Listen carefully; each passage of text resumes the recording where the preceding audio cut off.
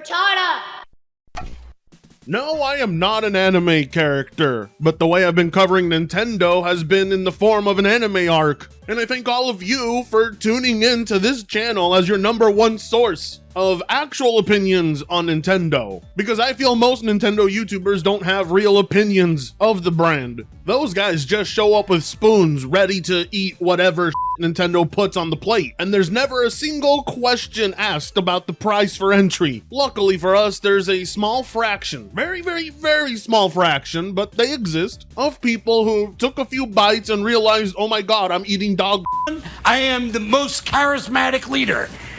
I got Tiny to eat a sandwich. I got him to eat a poopy. Now that the honeymoon phase with Mario Kart World is over, because you know how Nintendo guys are, they'll call every new Nintendo release the best in the franchise every single generation. Remember when they thought Skyward Sword was the best Zelda game ever made? You remember that? I think when it comes to Nintendo products, the hype behind them is bigger than the actual games themselves. And based on the amount of people that have been subbing to this channel, I'm glad to see I'm not alone in thinking this. In fact, so many of you subbed, I got to 100k subs, and now I have to do a face reveal. And that silver play button is currently in Salt Lake City, just about 2 days away from arriving at my house. So you better hit subscribe, you want to be there when I do a paisa-ass reveal in front of a Home Depot. Te esperamos. Anyways, before this turns into another rerun of Sábado Gigante, let's get back to the focus. Mario Kart World, the first official $80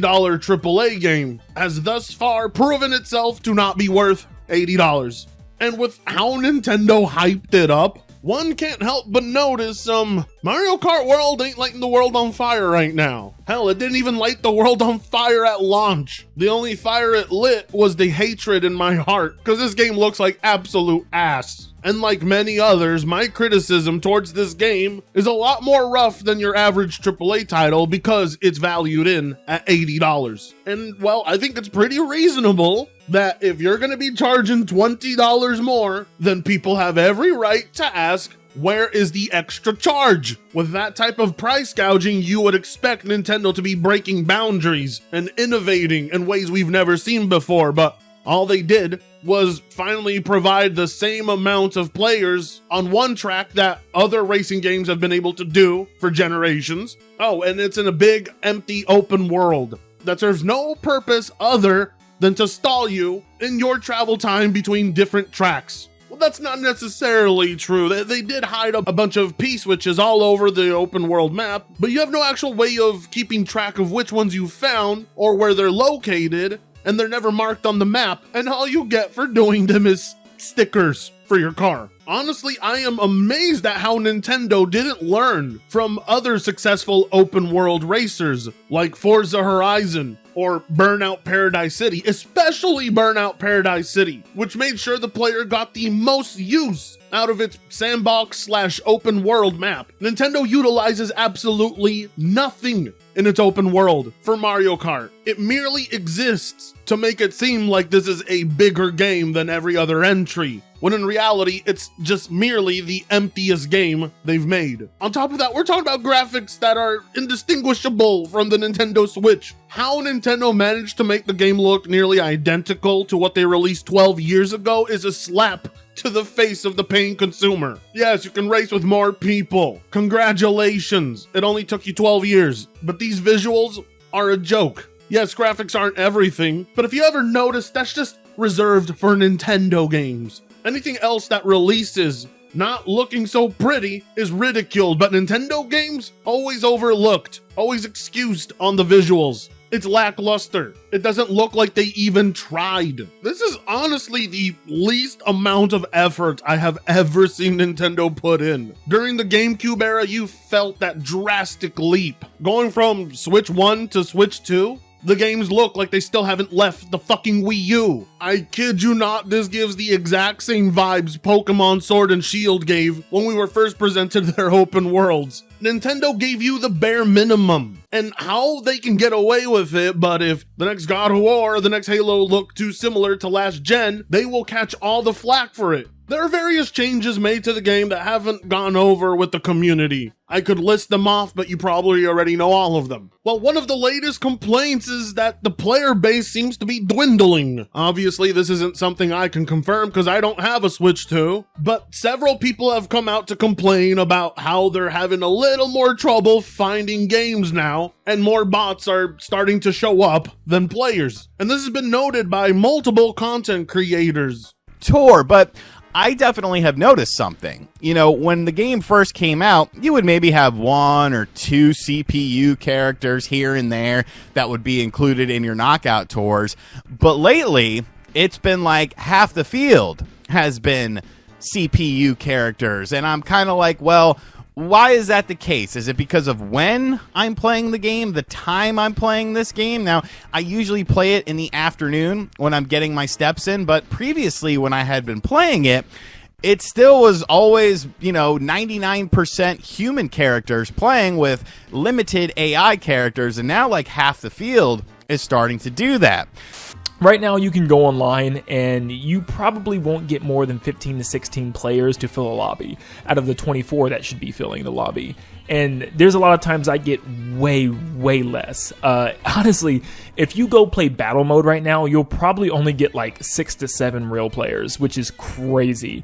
I just realized that the other day. I'm not a big fan of battle whatsoever, especially considering the fact that they didn't do anything different with it in this game, and they just made it, completely bare bones. But I wanted to try it out just for the sake of it, and also for the review that I'm writing, and battle mode is just empty. It is completely and utterly empty. I mean, there was a couple times I was only playing with like 4 or 5 people on these big maps trying to find people. It was just, ridiculous. But come on, it's Mario Kart. Surely there's still some people playing this game, right? Well, I queued up for an online race, waited for around a minute, and an error code popped up. No f***ing way. Okay, I thought maybe it was my internet acting up. Sometimes that can cause some connectivity issues. So I tried again, and it happened again. Oh my god. Okay, then I tried it one more time, and okay, there we go. But is that not crazy? This game has only been out for a month and a half, and you're telling me that it's already difficult to find an active online match? What? And even when I eventually got into a lobby, it was pretty empty, man. So a lot of people could chalk this up to the update Nintendo pushed. Now, it's obvious why this is a problem. Mario Kart is the type of game that thrives off of an online community. It especially doesn't look too good for Nintendo when they pushed heavily for this game being able to have up to 24 players, which is double the amount of Mario Kart 8, but oftentimes you're not going to actually get 24 players. And you could see that as a good thing, because some people didn't like the chaotic nature of 24 players, but it shows that the new features Nintendo included, like 24 players, isn't even really being utilized. And that's something that Nintendo points at to justify charging you an extra $20. Now, of course, this is all anecdotal. This is just the experience of 3 content creators. We don't have any actual numbers to look at. Nintendo doesn't ever really release numbers. It's not like Steam where you can just go and look at the live player count and see for yourself. But it was well over a month ago that Nintendo released an update that pissed off the entire Mario Kart World community. And throughout all of June, people were saying that's it. They're quitting Mario Kart World and going back to Mario Kart 8. Perhaps they weren't just talking shit and actually meant it, which is a very rare thing for Nintendo guys, so I don't believe that's the case. These guys wouldn't take a stand against Nintendo if they slapped their own mother. I think a lot of people are just overlooking the obvious, and that is that the reason they're not getting full player lobbies is because not everybody has moved on from Mario Kart 8 yet. Hell, I guarantee you there's significantly more people playing Mario Kart 8 right now than Mario Kart World, and that's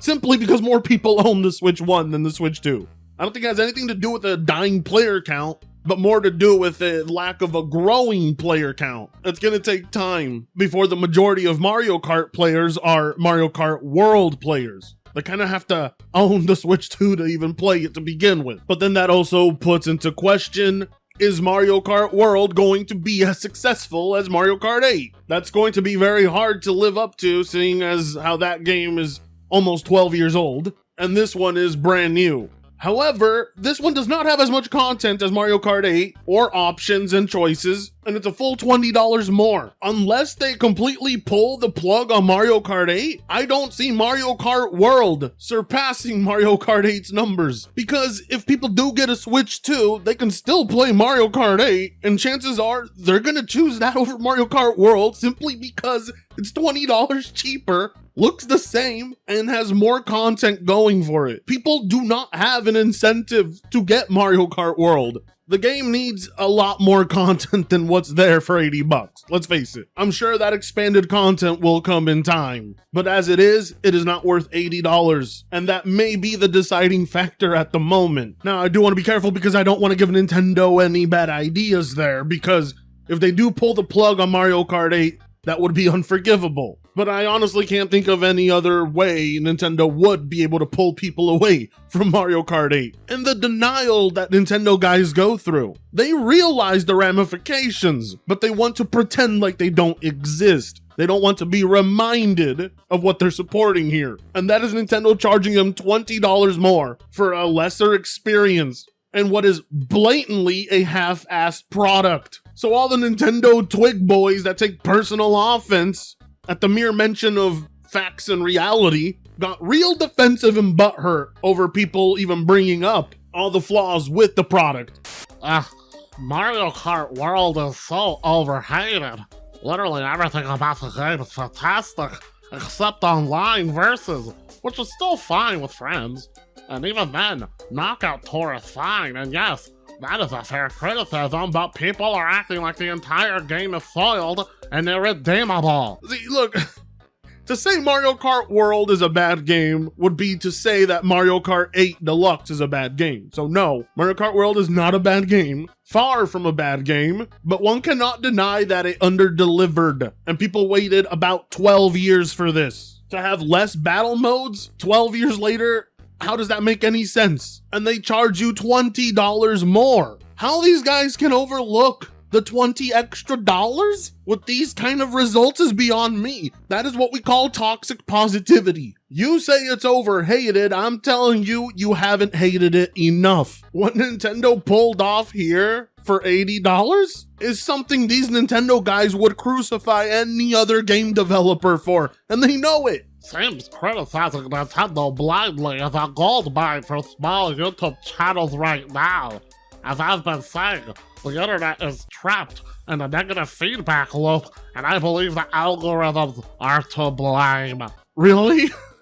The algorithm is to blame. Are you forgetting that people manually click on these videos out of their free will because the topic interests them and they may agree with it? There's plenty of toxic positive Nintendo channels with videos out there, but people just ain't gelling and vibing with it at the moment because people are sick of letting Nintendo get a free pass on everything else they criticize the industry for. I love how they say that Nintendo's being blindly criticized as he blindly consumes. These guys fully expect everybody else in the world to overlook the $80, overlook how it's less of a game than Mario Kart 8, overlook the lack of a visual leap, overlook all the cracks in the game, and just talk about the games in a positive manner. These guys act like this criticism of Nintendo isn't deserved, as if the company doesn't have it coming for quite some time. They're really asking themselves, what did Nintendo do to deserve this hate?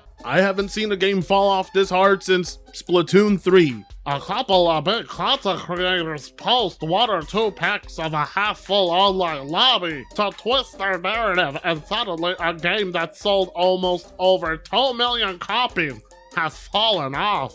Actual laughable. Now, in all fairness to this tweet, he ain't wrong. A couple of YouTubers showing empty lobbies is not evidence that the game fell off and died. But of course, what these Twitter comments are failing to do is tackle the actual criticism in these videos. Yes, you can look at a video title that says Mario Kart World is dead and clearly tell it's hyperbole, but what they can't do is deny every other criticism that's in that video about the $80 price tag, the updates, the lack of features and modes. They're more concerned with letting you know, no, Mario Kart World is not dead, than to let you know, yeah, Mario Kart World's kind of underwhelming. And its price tag and current amount of content is a problem. Every negative Nintendo Switch stole a Mario Kart World thumbnail in a nutshell. No! Yeah.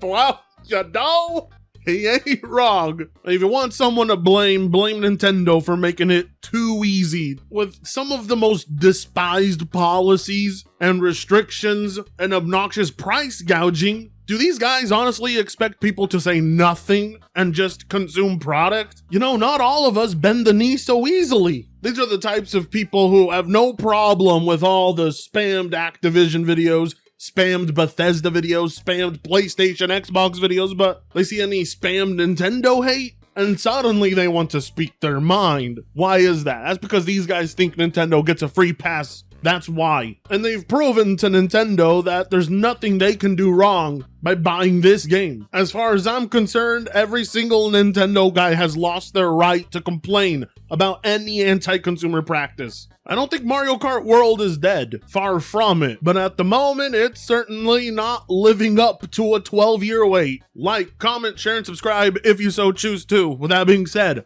I'll see you in the next video. Fritongo sucks ass.